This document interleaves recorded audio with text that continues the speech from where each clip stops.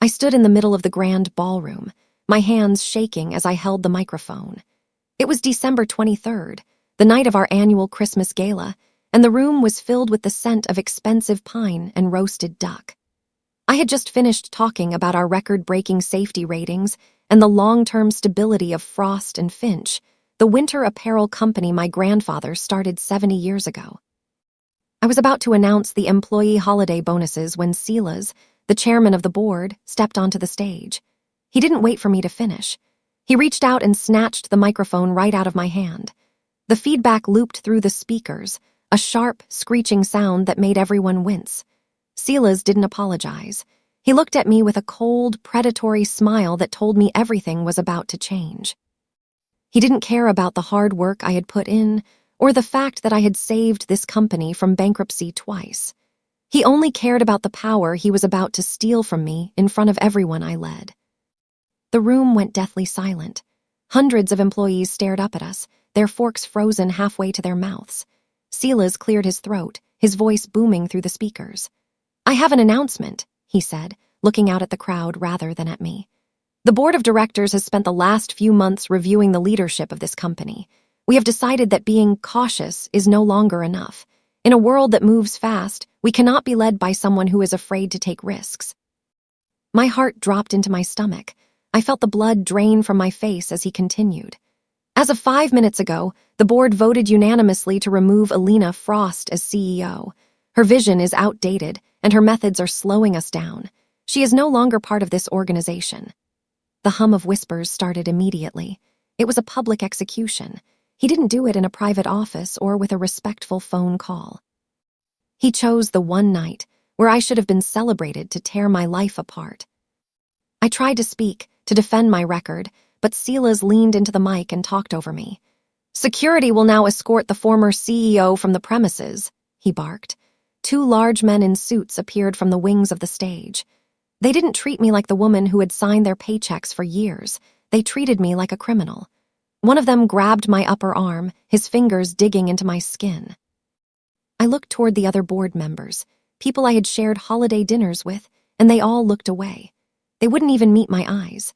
I was forced to walk down the center aisle of the ballroom, past the tables of my crying staff.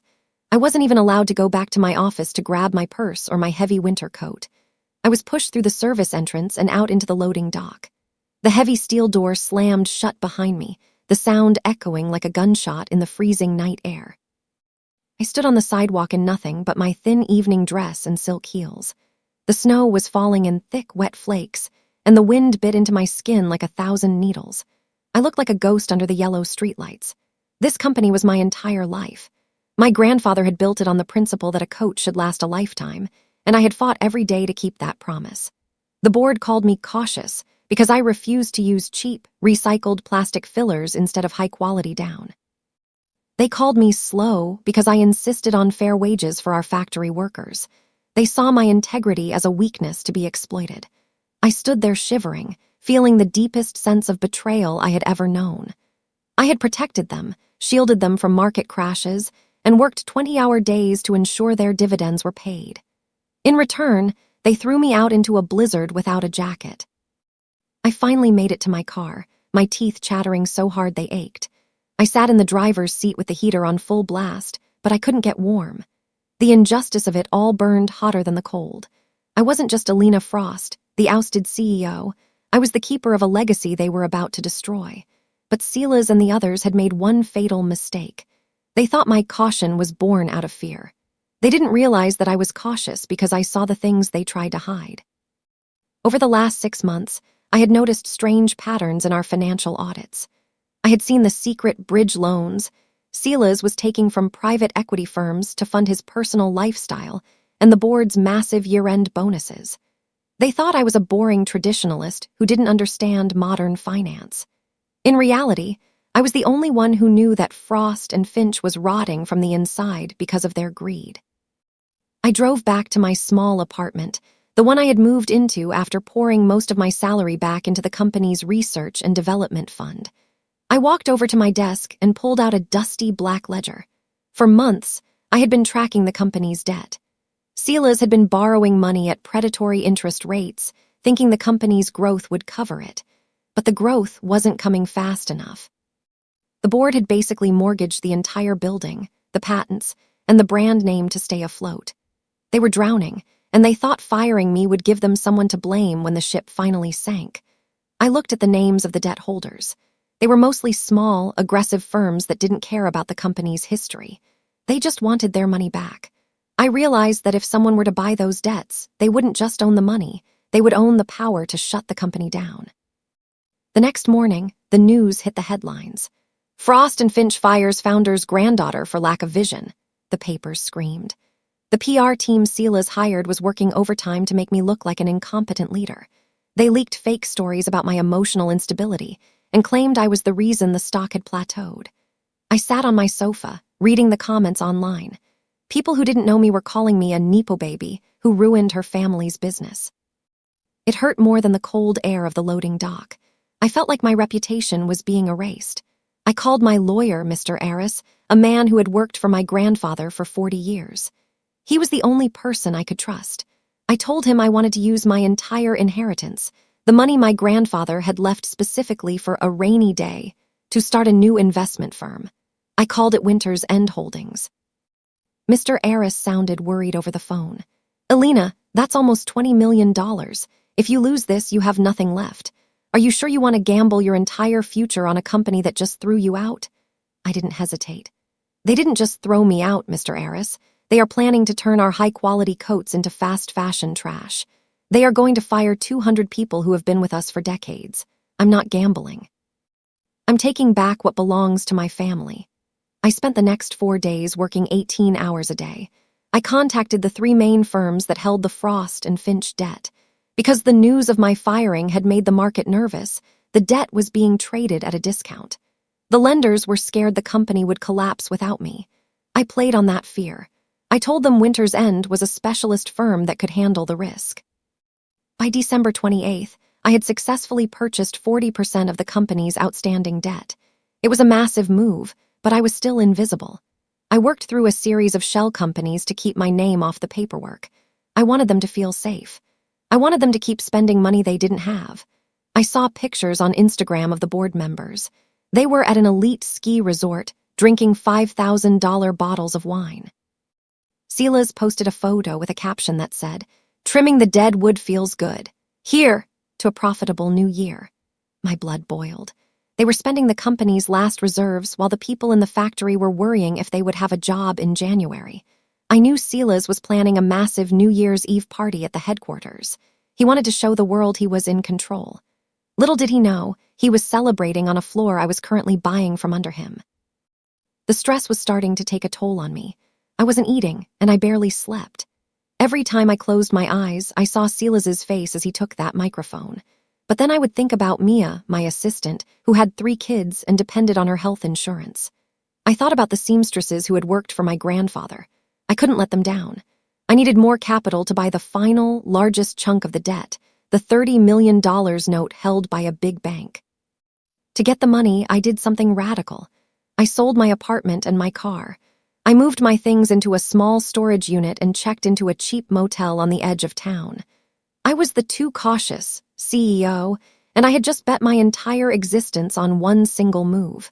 I had no safety net left. It was win everything or lose everything. On December 29th, I made my move on the bank debt. I knew the bank was looking to offload the Frost and Finch loan because the company had missed a minor covenant or a technical rule in their contract. Sila's was too busy partying to notice the legal notice the bank had sent. I stepped in as the buyer. By 4:00 p.m. that afternoon, Winter's End Holdings owned 85% of all the money Frost and Finch owed to the world. I wasn't just a creditor anymore. I was the primary stakeholder.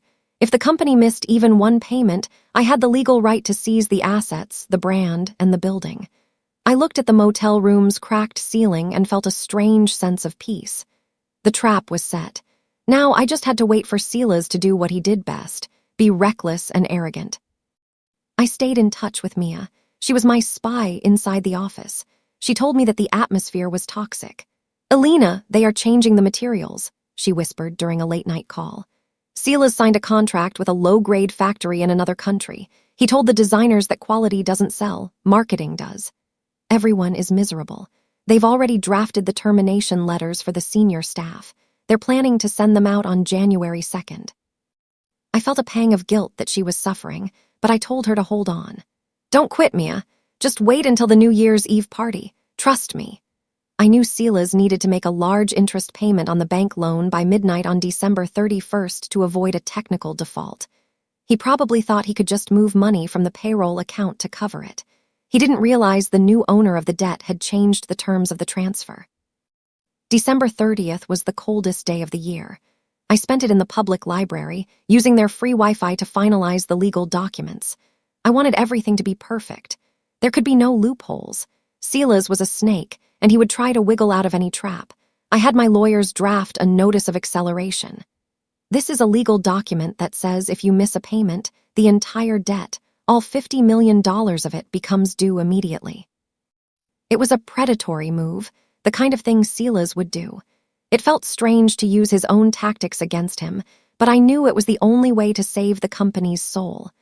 I wasn't doing this for the money. I was doing it to stop the destruction of everything my family stood for. My caution had saved me the money to buy the rope. Now, Silas was going to hang himself with it. The day of New Year's Eve arrived. The city was covered in a fresh blanket of snow, and the air was filled with the sound of bells and celebration. I went to a small boutique and bought a simple, elegant black suit. I didn't want to look like a socialite. I wanted to look like a boss. I spent the afternoon at my grandfather's grave. I sat on the cold stone and told him what I was about to do. They thought I was weak because I wouldn't lie for them, I whispered. They thought being a good person meant I was a bad CEO. I felt a strange warmth in my chest, despite the freezing wind. I knew I was doing the right thing. I left a small sprig of holly on the headstone and headed back to the motel to get ready. The party was starting at 9:00 p.m. I planned to arrive at 11:30 p.m.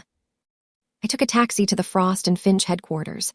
The building was glowing with gold and silver lights. It looked beautiful, but it felt hollow. As I walked toward the entrance, I saw the security guards. They were the same men who had grabbed me a week ago. When they saw me, they stepped forward to block my path.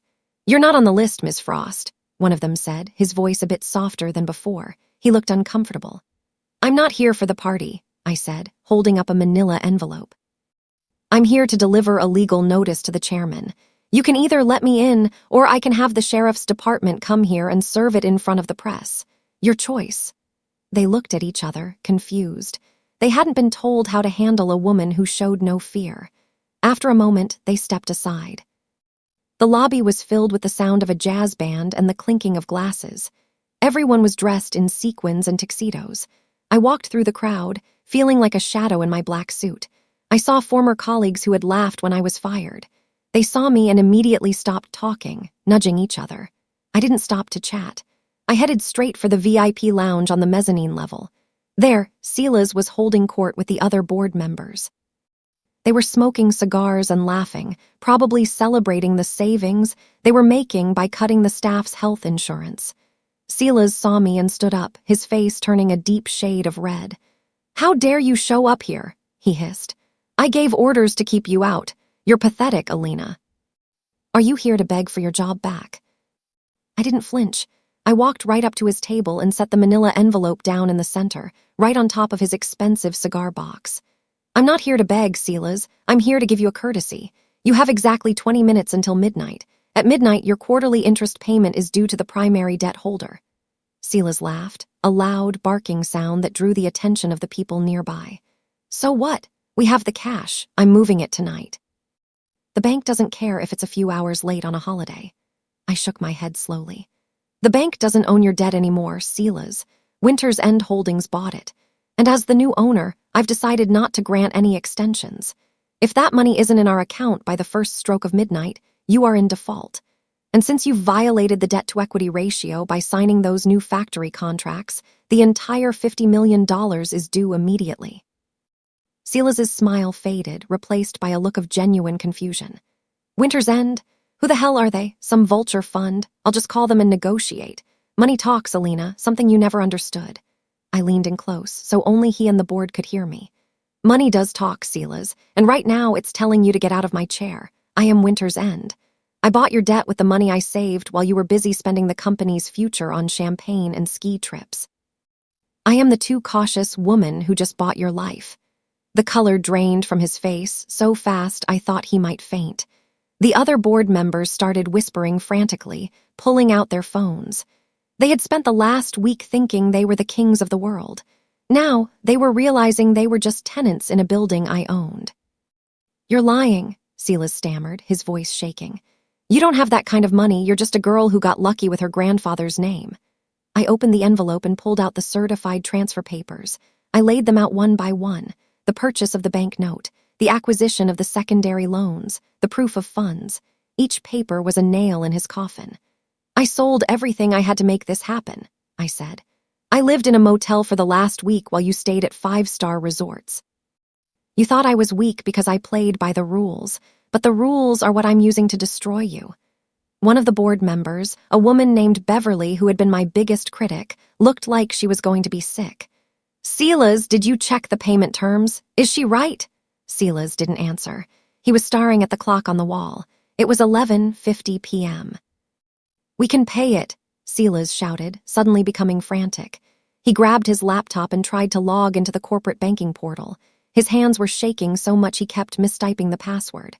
"The transfer will take 5 minutes. I'll just move it from the reserve fund."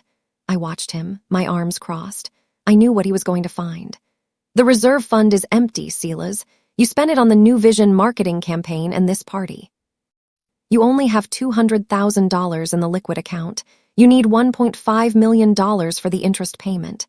He finally got into the account and stared at the screen. The silence at the table was heavy. He looked up at me, his eyes full of hate. "You did this. You planned this." I nodded. "I didn't do anything but watch you be yourself. Your greed did the rest." The party downstairs was getting louder. People were starting to count down the minutes to the new year. 10, 9, the crowd yelled. Silas looked at the board members, pleading for help. "Someone give me a personal loan just for tonight, I'll pay you back double." But they were already backing away from him. They were sharks and they could smell the blood in the water. They weren't going to risk their own money to save a man who was already sunk. 8, 7. I felt a surge of adrenaline. This was the moment of total justice. For every time they had called me weak, for every time they had mocked my grandfather's legacy, and for the way they had treated me on that loading dock, this was the answer. 6, 5. Silas sank into his chair, his head in his hands. 4, 3, 2, 1, Happy New Year. The room exploded in cheers. Confetti rained down from the ceiling. A giant 2026 sign lit up in the lobby. I looked at my phone. A notification popped up from my bank. Payment not received. Default status, active. I looked at Silas. "It's over," I said. "According to the contract you signed, ownership of all voting shares in Frost and Finch has transferred to Winter's End Holdings as of 12:01 a.m.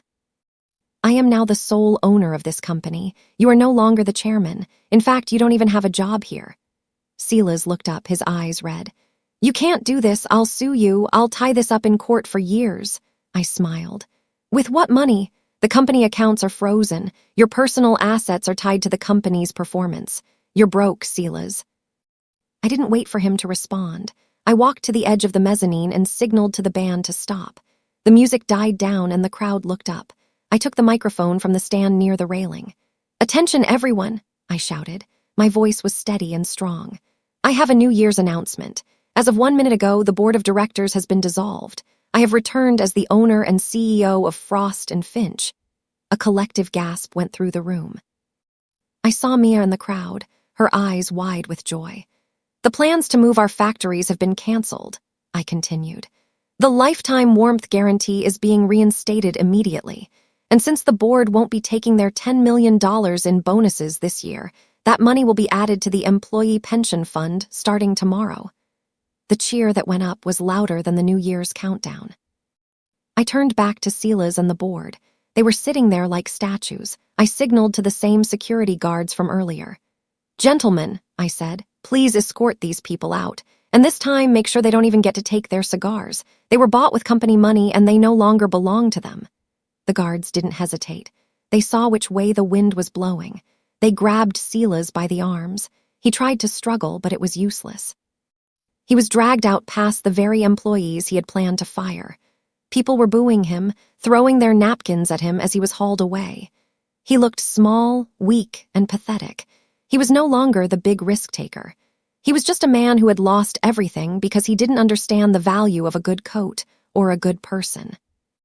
The rest of the night was a blur of hugs and tears. My employees lined up to shake my hand. Mia came up and hugged me so hard I couldn't breathe. "You did it, Alina," she whispered. "You actually did it." I looked around at the building my grandfather had built. It felt warm again. The cautious leader had saved the day. I knew the road ahead would be hard. I had a lot of debt to restructure and a reputation to rebuild. But for the first time in years, I wasn't afraid. I walked out to the loading dock where I had been thrown out just a week ago. The snow was still falling, but I wasn't shivering. I had my grandfather's old wool coat wrapped around me, and it was the warmest I had ever been. The new year had begun, and I was exactly where I was meant to be. I was home.